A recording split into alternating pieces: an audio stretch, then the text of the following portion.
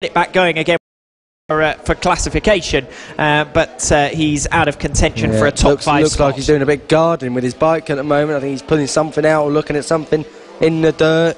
Either way, that's put his race to an end, so to speak. He's not going to make a feature, really. He will be 6th if he makes the checkered flag. The big battle is for 3rd place, and at the moment Brandon Payne is managing to hold off Matt Birkin.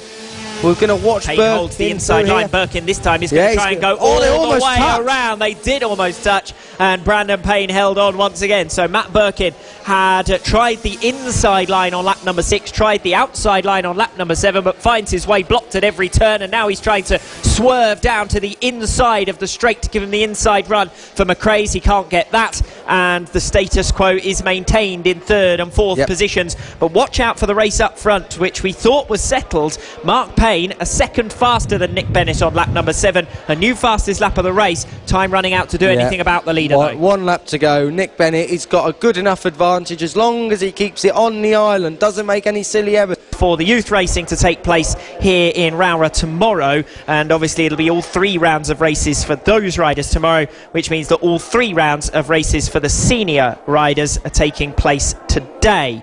The schedule in terms of the podium, I've already explained for those of you present here in Rowrah that the podium will be taking place as planned at the end of today's action, so that will be all of the podiums. And also for those of you present, the ladies' wine afternoon is still scheduled for 4 p.m. And that will be taking place inside the restaurant here at Rowrah. So if you're a lady and you like wine, then you know where to be at 4 p.m.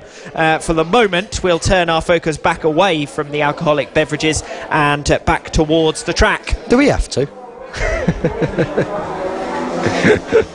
We have the sidecars now, the race 3. Will Mick Williams be able to hold on this time and make it a 99% record going into it's the not been a bad close? One. It's not been a bad one. Do you know what? If I was Mick Williams there, the only thing I'd be annoyed about is when I look back through the year, I have to write 0 instead of 25. It just ruins it. The display of 25s all across with the championship wins.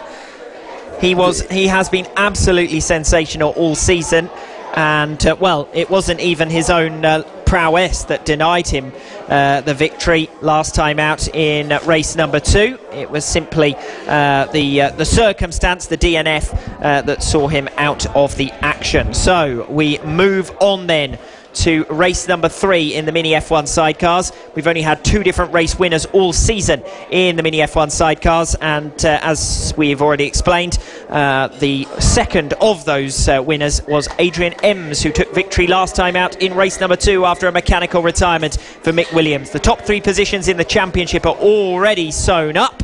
That means that it's Mick Lee versus Adrian Ems for 4th in the series standings, with Mick Williams will be top spot in the championship podium.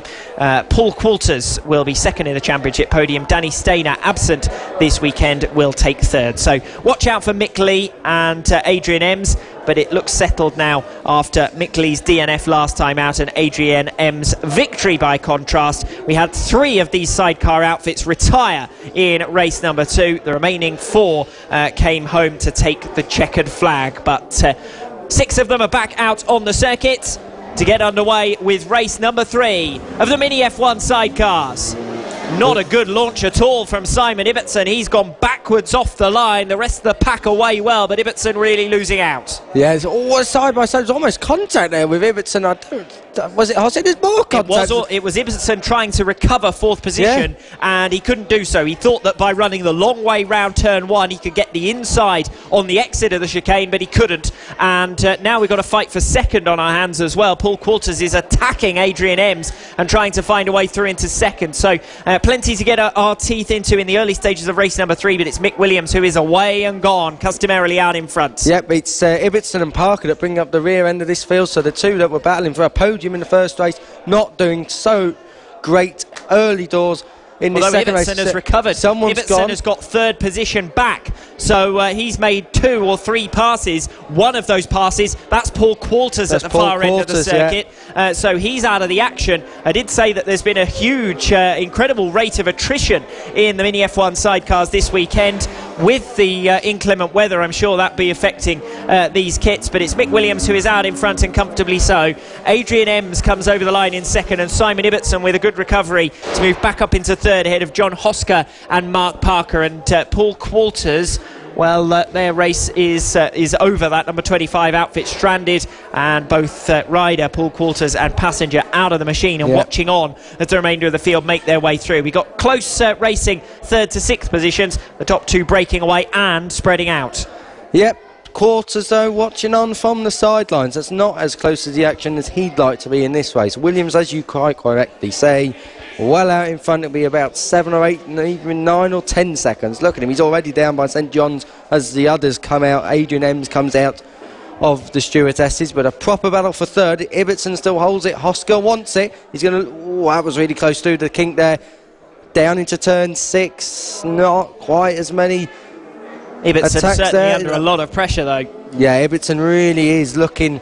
Hosker runs a bit square coming off the complex, and that means Parker's got to run down the inside, but it's not wide enough through Paddock Bend, so Parker can't get through. It's still Ibbotson, Hosker and Parker then. Parker though is on the move, both of them being held up by Ibbotson. They were both faster than Ibbotson last lap around. Mark Parker the fastest of that trio, 1 minute 9 flat, 1 minute 9.4 for John Hosker, and a 1 minute 10.2 for Simon Ibbotson. So Ibbotson is in some real trouble here, attempting to hold on to third position. While we're talking about the championship situation earlier, it's a good job for Paul Qualters that he picked up enough points in race number 1 to move above Danny Stainer, and it's also a good job for him that Danny Stainer isn't present this weekend, because Paul Qualters, by my reckoning, will take second in the championship by 1 point after a DNF in race 2, and now what looks like another DNF in race number 3, but that's obviously pending official confirmation rather than our abacus up here in our commentary position. Well, one thing that is definite is that there is no Mick Lee out there, which almost guarantees, well, it does guarantee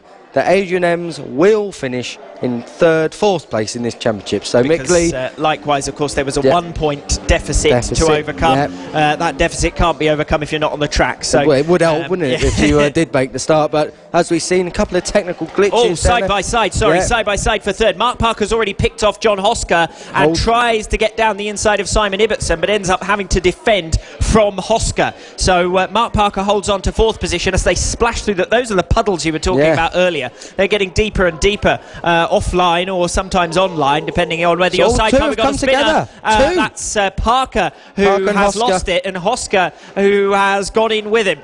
So that's going to give Simon Ibbotson a bit of breathing room and settle third position. And it's still a drag race up towards Ardales now. Who's it going to be? Looks like Hosker's got the inside. Parker's on the outside. He's going to cut back. He goes for the inside. They almost connect again, this time coming round Iredales and holding on in the end up to the far end of the circuit. They're still more or less side by side going towards the Stewart S's, and still side by side going right into the S's. This is astonishing. Well, they were so connected that they ended up touching, and that was through McRae's, but it is Hosker, as you say, well, I'll tell you as they come back towards us. Hosker ahead of Parker in the race for 4th position. That's one way to get back past someone who's just passed you. Just ram into him then, but never mind. I'm not going to say that's what happened, because our commentary position here, it's so tough to see what's going on at McRae's. I wouldn't like to put the label of blame on anyone. No, we'll say Leicester said that wherever he's gone. my first inclination was that Parker had lost it and Hosker had hit it rather than the other way around. But we'll find out, no doubt, by having a chat in the paddock. Either way, those two set 1 minute 20 laps on that previous lap, so that's given Simon Ibbotson third, barring any more dramas up front, of course, because Mick Williams was comfortably leading in race number 2 like this and ended up retiring. He's got a 12-second lead here over Adrian Ems. 10 seconds further back, Simon Ibbotson. The top 3 look settled. Yeah, the top 3 look very, very settled. Like we were saying, though, it's that Hosker and Parker battle for 4th. That is the intriguing one.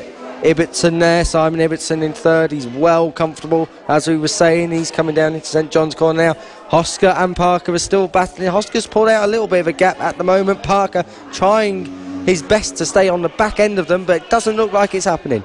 Parker takes a much tighter line to these corners as well. It looks like Hosker is allowing the sidecar just to run out a little bit wider. Definitely through Paddock Bend as well, so that's where they're coming now, through Paddock Bend. Lets the car drift out. And yeah, very, very nice line, considered line, not too erratic, and I think that's why he's in fourth, because he is able to ride a bit more reservedly, whereas Mark Parker's going to have to attack and take the risks that are unnecessarily not being taken by John Hosker. Mark Parker did gain on that previous lap. He gained 3/4 tenths of a second, but he doesn't seem to be gaining swiftly enough, because he's still got 8 tenths of a second to make up, and we're now on the final lap. Yep. Mick Williams is making his way around the final turn. It's going to be back to winning ways for Mick Williams. Race victory number 23 of 2017, an astonishing accolade for him. Around the final turn will be race 2 winner Adrian Ems to take second position, and Simon Ibbotson, who saw his rivals take one another out at the mid-race distance, is just making his way through the complex and round towards taking third position. Hosker versus Parker, that battle's gone nowhere, and Parker will round out the finishers in P5. Mick Williams then will take the 25 points, Adrian M second,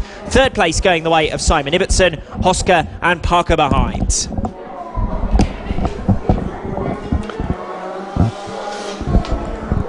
Attention paddock, attention paddock.